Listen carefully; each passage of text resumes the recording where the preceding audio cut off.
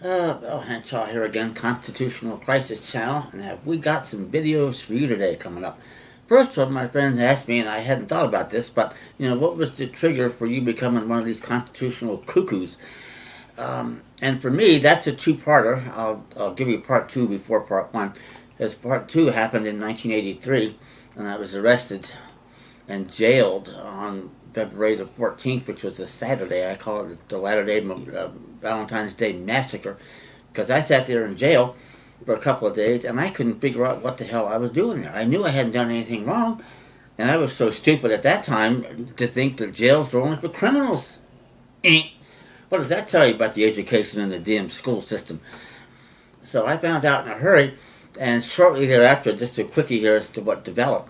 I later ran into a flea market, and I had a guy that was, doing what I was doing now, and he was selling materials, and I bought some from a local guy that I became a good friend with that was offering a common law school, and ended up going there, and I took it. It's an audio course. I've got all the audios to this day, by the way, and a 6-month course I took in 6 weeks, which kind of tipped me off that maybe I had a bit of a gift for this, and there was some good stuff in it.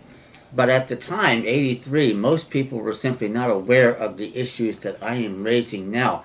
That's not a rap against the earlier people.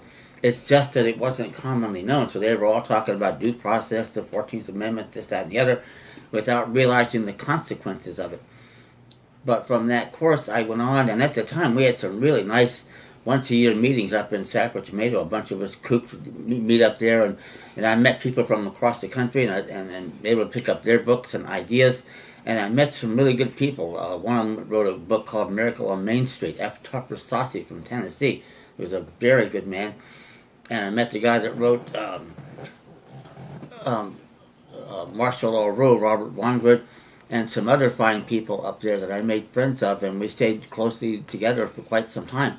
I don't think we have the meetings up there anymore like we used to, but in the mid to late 80s, every year, and we would have various local meetings down here in San Francisco and on the peninsula too.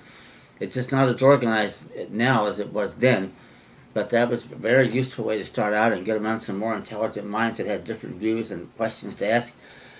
So that's basically part two.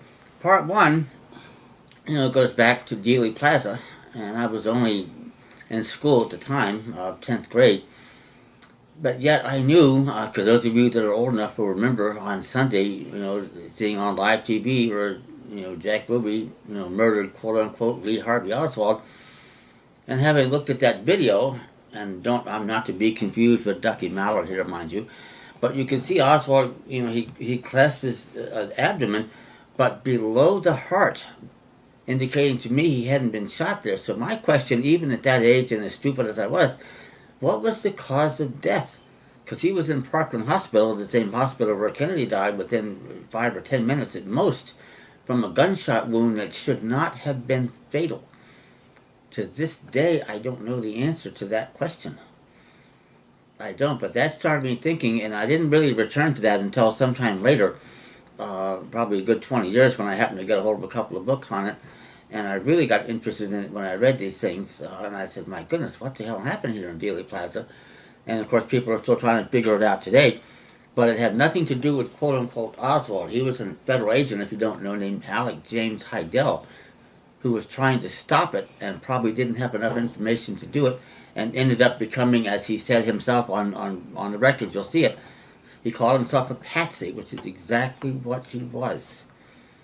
But events like this, get you started thinking, especially when you get thrown in jail, and now you're the one behind the 8 ball. That's what gets your attention. What I'm trying to do with you people is to be sure that doesn't happen to you, because you go in and hit them up front from day one with issues that they can't answer, and yet they have the sworn duty to do it. This usually results in the charges being dismissed, or you get a sweetheart deal of a plea bargain, which you can take. We can work on that later, but even if you take a plea bargain, you're not bound by it.